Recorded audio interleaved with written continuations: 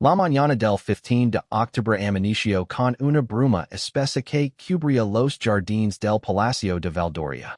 La princesa Isabella, de apenas 16 años, caminaba por los pasillos de mármol con una expresión de preocupación que no había abandonado su rostro en días. Sus pasos resonaban suavemente contra el suelo mientras se dirigía hacia la biblioteca real, donde esperaba encontrar un momento de tranquilidad antes de que comenzaran las ceremonias del día. El reino de Valdoria había sido durante siglos un bastión de tradición y protocolo, donde cada movimiento de la familia real era observado meticulosamente por la Guardia Real y registrado por los cronistas de la corte. La princesa Isabella, heredera al trono tras la muerte prematura de su hermano mayor en un accidente de equitación el año anterior, había crecido bajo esta intensa vigilancia, pero nunca se había acostumbrado completamente a la prisión constante. El capitán Alejandro Mendoza, comandante de la Guardia Real, había servido a la corona durante más de 20 años. Era un hombre de principios férreos, cuya lealtad hacia la familia real era inquebrantable. Su uniforme azul marino con bordados dorados relucía impecablemente mientras supervisaba las rutinas de seguridad matutinas del palacio. Cada guardia bajo su comando había sido entrenado para proteger a la familia real con su propia vida, y Mendoza se enorgullecía de mantener los más altos estándares de disciplina y honor. Sin embargo, la atmósfera en el palacio había cambiado drásticamente desde la llegada de Marcus Thornfield, hijo de la nueva esposa del rey Eduardo. La reina consort Elena había legado al reino 2 años atrás, trayendo consigo a su hijo de un matrimonio anterior. Marcus, un joven de 24 años con una personalidad carismática pero impredecible, había logrado ganarse la confianza del rey de una manera que preocupaba profundamente tanto a Isabella como a varios miembros del Consejo Real. La relación entre Isabella y Marcus había comenzado de manera cordial, incluso amistosa. Marcus poseía una educación refinada, hablaba varios idiomas y tenía un conocimiento impresionante de la historia y la política europea. Durante los primeros meses, había demostrado ser un compañero de conversación estimulante para Isabella, quien había encontrado en el alguien con quien podía discutir ideas y pensamientos que iban más allá del protocolo real habitual. Pero gradualmente, Isabella había comenzado a notar aspectos inquietantes en el comportamiento de Marcus. Sus comentarios sobre la modernización del reino a menudo incluían críticas veladas hacia las tradiciones que ella valoraba profundamente. Sus sugerencias sobre reformas políticas parecían diseñadas para concentrar más poder en manos del rey, y por extensión, en las suyas propias. Lo que más la perturbaba era la forma en que Marcus había comenzado a influir en las decisiones de su padre, el rey Eduardo, quien parecía cada vez más receptivo a las ideas de su hijastro. La situación se había vuelto particularmente tensa durante la semana anterior, cuando Marcus había propuesto una serie de cambios en el protocolo de sucesión que, aunque técnicamente no afectaban directamente los derechos de Isabella como heredera, establecen precedentes que podrían ser problemáticos en el futuro. Durante una reunión del Consejo Privado, Marcus había argumentado elocuentemente sobre la necesidad de modernizar la monarquía, sugiriendo que las tradiciones antiguas a menudo obstaculizaban el progreso del reino. Isabella había intentado expresar sus preocupaciones a su padre en privado, pero el rey Eduardo parecía estar completamente cautivado por la visión progresista de Marcus. Debes entender, querida Isabella, lo había dicho su padre durante una de sus conversaciones, que los tiempos están cambiando. Marcus trae perspectivas frescas que podrían beneficiar enormemente a nuestro reino. No debes aferrar tenazmente al pasado.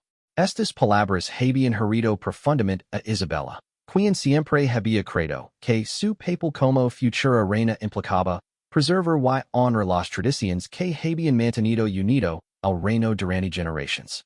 Se sentía como si estuviera siendo empujada hacia un lado, reemplazada gradualmente por alguien que, a pesar de su encanto superficial, parecía tener una agenda oculta. El capitán Mendoza también había comenzado a notar cambios preocupantes. Marcus había comenzado a hacer sugerencias sobre la seguridad del palacio, proponiendo modificaciones en los protocolos de la Guardia Real que, según él, mejorarían la eficiencia y modernizarían las operations. Aunque estas sugerencias estaban presentadas de manera profesional y aparentemente bien intencionada, Mendoza sentía una inquietud instintiva. Su experiencia lo había enseñado a desconfiar de los cambios repentinos, especialmente cuando venían de alguien que no había crecido entendiendo las complejidades y responsabilidades de la seguridad real.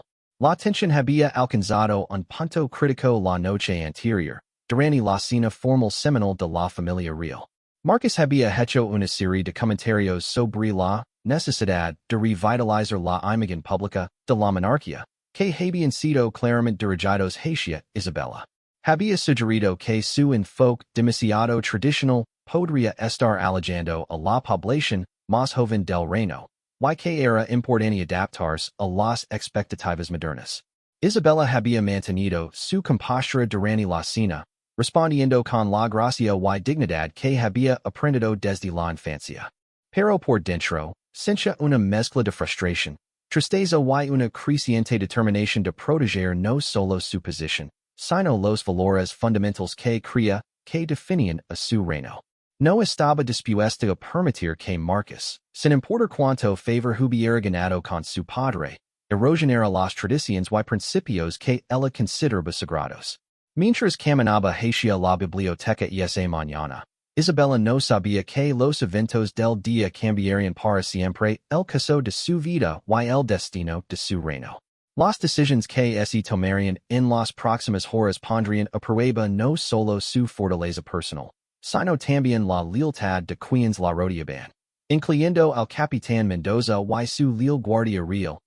La biblioteca real era el santuario favorito de Isabella, un vasto salón con estantes que se extendían desde el suelo hasta el techo abovedado, llenos de volúmenes que contenían siglos de conocimiento y sabiduría.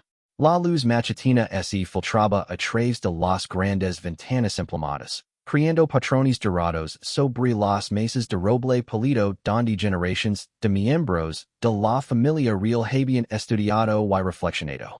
Isabella se dirigió hacia su rincón favorito, cerca de la sección de historia del reino, donde había pasado innumerables horas estudiando los reinados de sus ancestros.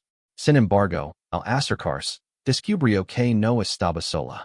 Marcus Thornfield estaba sentado en su silla habitual, hojeando casualmente uno de los volúmenes más preciados de la colección, las crónicas personales de la reina Margarita, la tatarabuela de Isabella, quien había gobernado durante uno de los periodos más prósperos del reino. Buenos días, querida hermanastra. Dijo Marcus sin levantar la vista del libro, usando el término que Isabella había legado a detestar por la forma condescendiente en que lo pronunciaba. Espero que no te moleste que haya tomado prestado este fascinante volumen. Estoy particularmente intrigado por las referencias a las reformas necesarias que la reina Margarita menciona en sus escritos tardíos. Isabella sintió una punzada de irritación. Esas crónicas eran extremadamente delicadas, y además, Marcus estaba interpretando completamente mal el contexto histórico de los escritos de su antepasada. Las reformas a las que se refería la reina Margarita, respondió Isabella con voz controlada pero firme, eran modificaciones menores en los protocolos administrativos para mejorar la eficiencia de la corte, no cambios fundamentales en la estructura de la monarquía. Marcus finalmente levantó la vista, sus ojos verdes brillando con una expresión que Isabella no pudo descifrar completamente. Ah, pero, ¿no crees que es fascinante como las reformas menores a menudo pavimentan el camino para transformaciones más significativas? Tu antepasada era claramente una visionaria que entendía que el cambio gradual es a menudo más efectivo que la revolución súbita. La conversación fue interrumpida por la llegada del capitán Mendoza, quien entró en la biblioteca con su paso característico, firme pero respetuoso. Su Alteza se dirigió a Isabella con una leve inclinación de cabeza. El rey solicita su presencia en el salón del trono para una reunión especial del consejo. También require la presencia del señor Thornfield. Isabella notó algo en la expresión de Mendoza que la alertó inmediatamente. El capitán tenía la habilidad de comunicar sutilmente información importante sin romper el protocolo, una habilidad que había desarrollado durante sus años de servicio. Sus ojos se encontraron brevemente con los de ella, y en esa fracción de segundo, Isabella percibió una advertencia silenciosa. Mientras se dirigían hacia el salón del trono, Isabella caminaba ligeramente detrás de Marcus, observando su comportamiento. Había algo diferente en su actitud esta mañana, una confianza que bordeaba la arrogancia, como si estuviera anticipando algo importante. Sus movimientos tenían una energía contenida, y ocasionalmente sonría para sí mismo de una manera que hizo que Isabella sintiera un escalofrío de aprensión. El salón del trono del Palacio de Valdoria era una majestuosa demostración del poder y la historia del reino. Las paredes estaban adornadas con tapices que relataban las victorias militares y los logros culturales de los monarcas pasados, mientras que el trono mismo, talado en una sola pieza de mármol negro veteado con oro, se alzaba sobre una plataforma elevada que simbolizaba la autoridad divina de la corona. El rey Eduardo ya estaba presente cuando llegaron, pero Isabella inmediatamente notó que algo era diferente en la configuración habitual de la sala. Varios miembros del consejo privado estaban presentes, pero también había funcionarios que normalmente no participaban en estas reuniones. Lo más inquietante era la presencia de un notario real con documentos preparados, sugiriendo que se tomarían decisiones formales que requerirían documentación oficial. Isabella, Marcus, comenzó el rey Eduardo con una voz que intentaba sonar casual pero que Isabella conoció lo suficientemente bien como para detectar la tensión subyacente.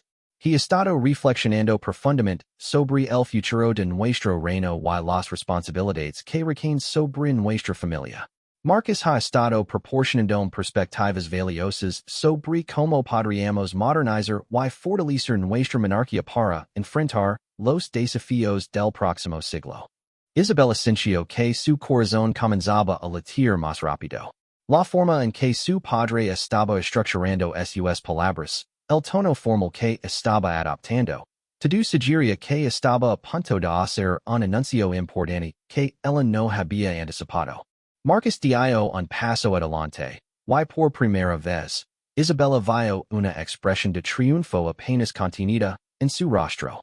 Su Majestad, dijo Marcus dirigiéndose al rey, estoy profundamente honrado por la confianza que ha depositado en mí y por la oportunidad de servir al reino de una manera más significativa. Fue en ese momento que Isabella comprendió completamente lo que estaba a punto de suceder. Su padre estaba preparándose para hacer un anuncio que cambiaría fundamentalmente la estructura de poder dentro de la familia real. Y Marcus había estado orquestando esta situación durante meses, posiblemente años.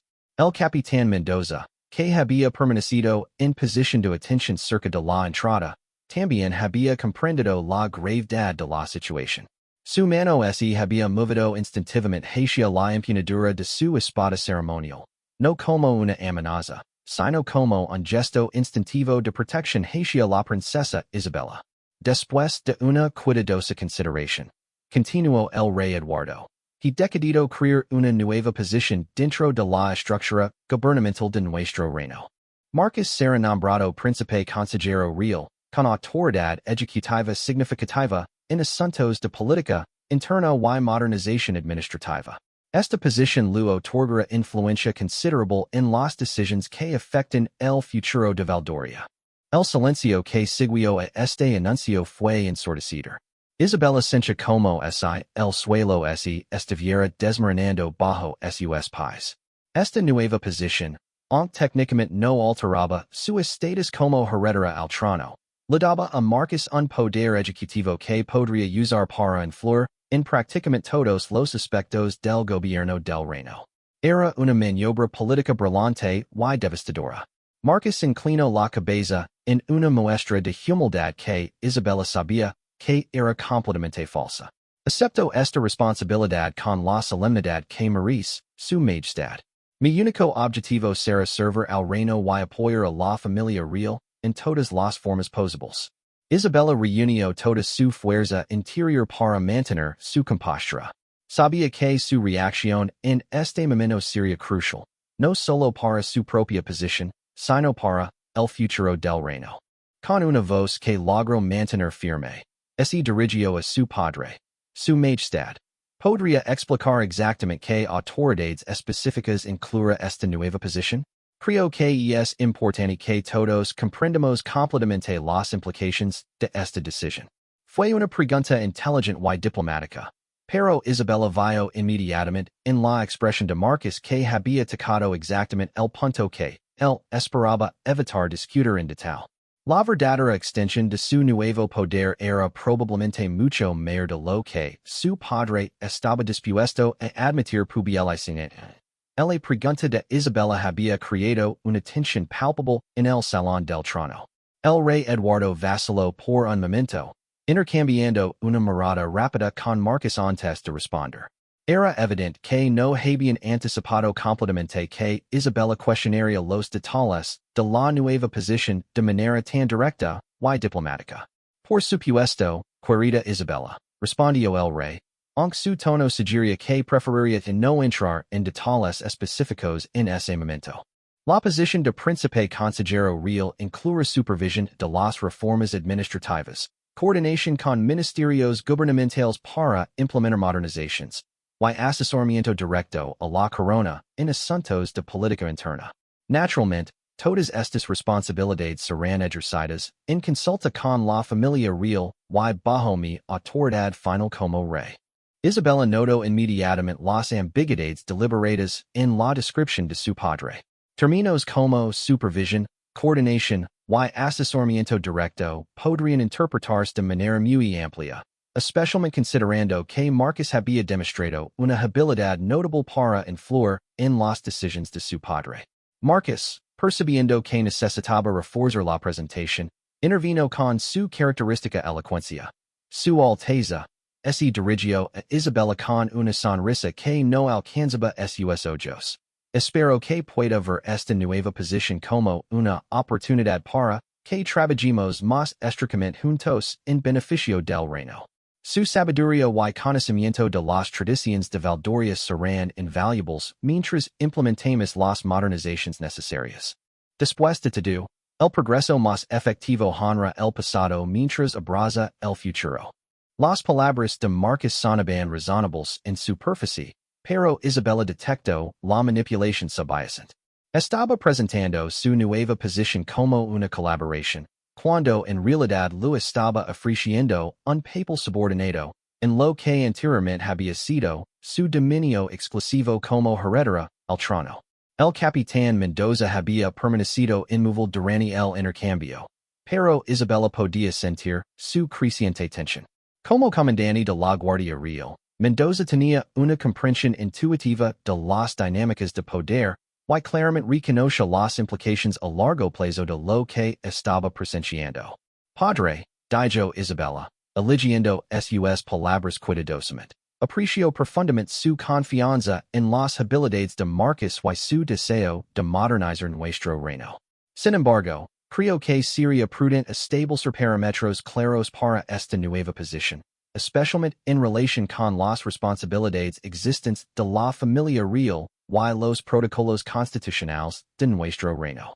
Esta vez fue Marcus quien no pudo ocultar completamente una expresión de irritación. Isabella había identificado exactamente el aspecto más problemático de su nueva posición, la falta de límites claramente definidos que podrían permitirle expandir gradualmente su influencia. Por supuesto, respondió el rey Eduardo, aunque era evidente que no había considerado completamente estos aspectos legales y constitucionales. Se elaboran documentos detallados que delinean todas las responsabilidades y limitaciones apropiadas. Fue en ese momento que uno de los consejeros reales más veteranos, Lord Hamilton, se aclaró la garganta discretamente. Lord Hamilton había servido a la corona durante más de 30 años y tenía una reputación de integridad incuestionable y conocimiento constitucional profundo. Su Majestad, Dijo Lord Hamilton con el respeto debido pero con una firmeza que indicaba que tenía preocupations importantes. Así me permite. Creo que la princesa Isabella plantea questions constitucionales válidas que merecen consideración cuidadosa. La creación de una nueva posición con autoridad ejecutiva significativa require consulta con el Parlamento y posiblemente modifications constitucionales formales. Isabella sintió una olida de gratitud hacia Lord Hamilton. Su intervención había introducido un elemento de procedimiento legal que complicaría significativamente los planes de Marcus, demostrando la adaptabilidad que lo había llevado tan lejos, respondió rápidamente. Por supuesto, Lord Hamilton tiene razón en enfatizar la importancia del procedimiento apropiado. Estoy completamente preparado para trabajar dentro de todos los marcos constitucionales necesarios y someterme a cualquier proceso de confirmación que sea requerido. Pero Isabella notó algo crucial en la respuesta de Marcus.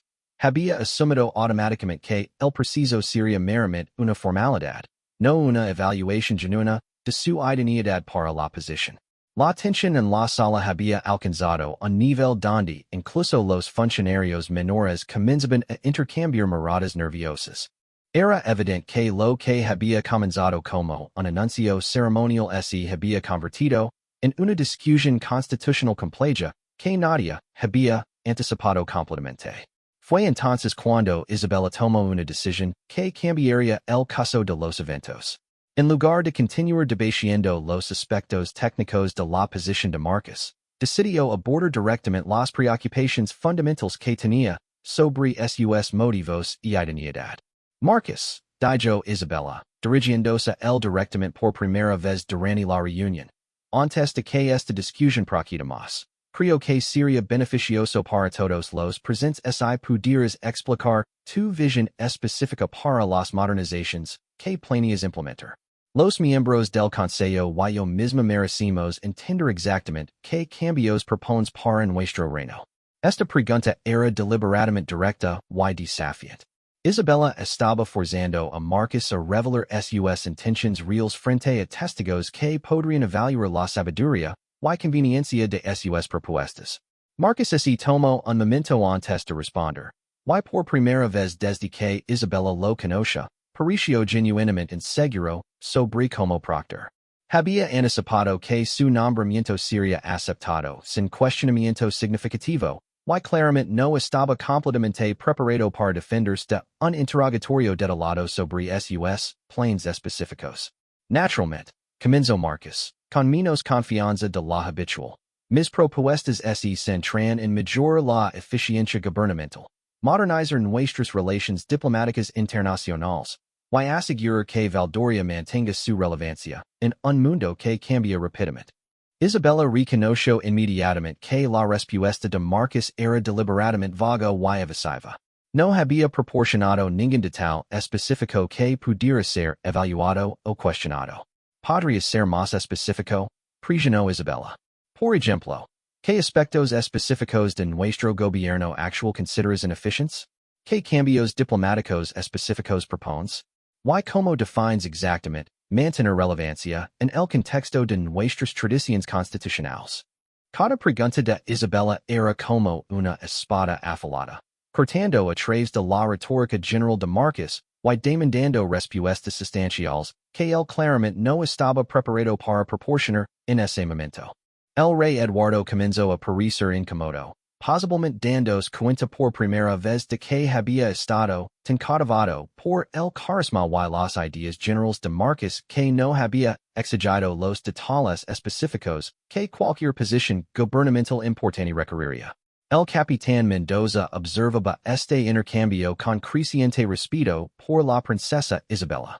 Estaba presenciando una demostración magistral de liderazgo político. Isabella estaba defendiendo su posición y los intereses del reino sin recurrir a confrontación directa o emocional, sino utilizando la lógica, el procedimiento y la diplomacia hábil. La presión de las preguntas específicas de Isabella había puesto a Marcus en una posición cada vez más incómoda. Su respuesta, cuando finalmente llegó, reveló mucho más de lo que probablemente pretendía.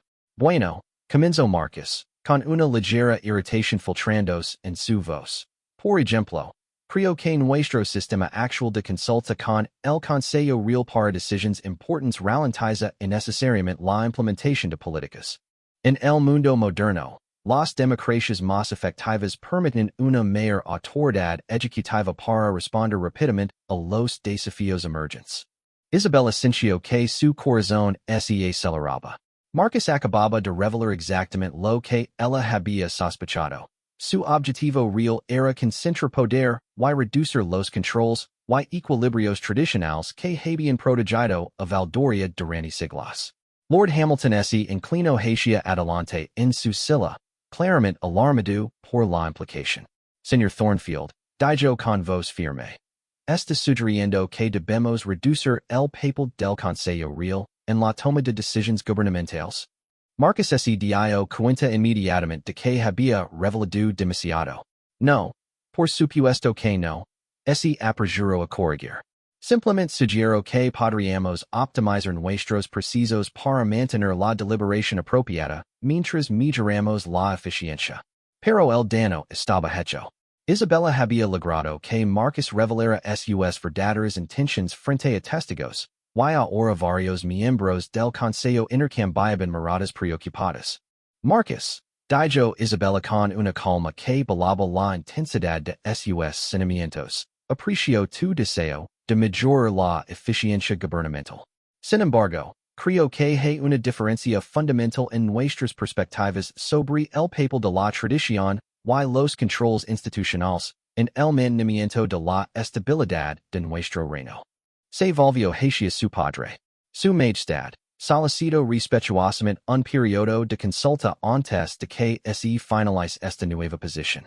Creo que tanto el Consejo Real como el Parlamento merecen la oportunidad de revisar completamente las implicaciones constitucionales y considerar todas las perspectivas relevantes.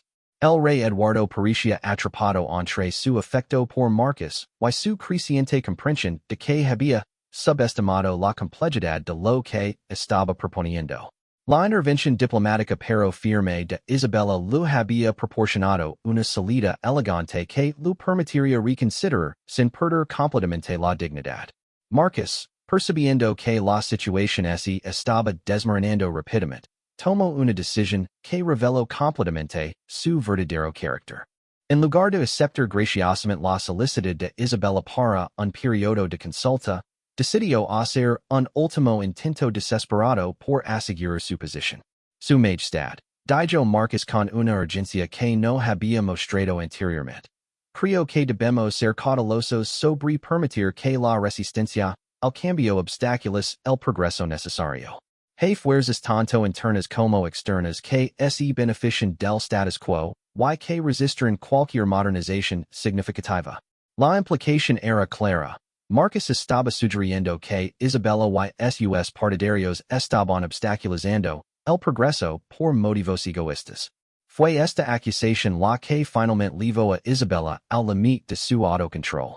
Durante meses había tolerado las manipulaciones de Marcus, había mantenido su compostura frente a sus insinuaciones condescendientes, y había intentado abordar sus preocupaciones a través de canales diplomáticos apropiados. Pero esta acusación directa de que estaba poniendo intereses personales por encima del bienestar del reino tocó el núcleo de su identidad como futura reina. Sufficient, exclamó Isabella, su voz resonando en el salón del trono con una autoridad que sorprendió a todos los presentes, incluyéndose a sí misma. No permitir que se cuestione mi dedicación a este reino o se insinúe que mi compromiso con nuestras tradiciones constitucionales es de alguna manera egoísta o retrogrado. Se dirigió directamente a Marcus, y por primera vez, todo pretexto de cortesía diplomática desapareció de su voz. Durante meses has estado manipulando situaciones, influenciando decisiones, y posicionando para obtener poder sin someterse a la supervisión apropiada o demostrar que realmente entiendes las responsabilidades y tradiciones que gobiernan este reino. El silencio en la sala era absoluto. Isabella había cruzado una línea de la cual no habría retorno, pero en ese momento, ya no le importaba. tus propuestas de modernización son, en realidad intentos de concentrar poder y reducir los controles institucionales que han protegido a nuestro pueblo durante generaciones. Hablas de eficiencia, pero lo que realmente buscas es autoridad sin responsabilidad. Marcos había perdido completamente su compostura habitual. Su rostro estaba enrojecido de ira, y cuando respondió, su voz tenía un borde de crueldad que había mantenido cuidadosamente oculto anteriormente. Y tú, le gritó a Isabella. Eres exactamente el tipo de líder obsoleto que este reino no puede permitirse. Aferrada a tradiciones muertas, incapaz de adaptarte al mundo real, más preocupada por mantener tu posición privilegiada que por el bienestar real de nuestro pueblo. El insulto directo a la princesa Isabella en presencia del rey y la corte constituyó una violación masiva del protocolo que dejó a todos momentáneamente detenidos. Fue en ese momento crítico que el capitán Mendoza tomó una decisión que definiría su legado. Durante toda su carrera, había mantenido escrupulosamente la neutralidad política, enfocándose únicamente en la seguridad y protección de la familia real. Pero el ataque verbal de Marcos contra Isabella, combinado con lo que había presenciado sobre las verdaderas intenciones de Marcos, lo convenció de que su deber hacia el reino requería acción. Mendoza se adelantó con autoridad inequívoca, su mano moviéndose hacia la empuñadura de su espada ceremonial. Su voz, cuando habló, lavaba toda la autoridad de sus 20 años de servicio leal. Señor Thornfield, dijo Mendoza con una calma helada, ha mostrado una falta de respeto fundamental hacia su Alteza Real la Princesa Isabella que no puede ser tolerada en presencia de la corona. Como comandante de la Guardia Real, tengo la responsabilidad de proteger la dignidad y seguridad de la familia real contra cualquier amenaza, incluyendo aquellas que vienen de dentro del palacio. La mano de Mendoza se cerró firmemente alrededor de la empuñadura de su espada, aunque no la desenvainó. Era un gesto simbólico pero poderoso que comunicó claramente que estaba preparado para usar la fuerza si fuera necesario. Marcos se dio cuenta inmediatamente de que había perdido completamente el control de la situación. Su explosión emocional había revelado su verdadero carácter frente a testigos, y ahora tenía al comandante de la Guardia Real posicionándose activamente en su contra. El rey Eduardo finalmente encontró su voz, aunque temblaba ligeramente cuando habló. Esta situación ha escalado mucho más allá de lo que jamás anticipe. Creo que todos necesitamos tiempo para reflexionar sobre lo que ha ocurrido aquí hoy. Isabella, que había recuperado su compostura después de su explosión inicial, se dirigió a su padre con dignidad renovada. Su majestad, solicito que se posponga indefinidamente cualquier decisión sobre la creación de nuevas posiciones gubernamentales hasta que se pueda realizar una revisión completa de todas las implicaciones constitucionales y se pueda evaluar apropiadamente la idoneidad de cualquier candidato propuesto. Era una solicitud diplomática, pero todos en la sala entendían que era efectivamente una demanda de que la propuesta de nombramiento de Marcos fuera abandonada.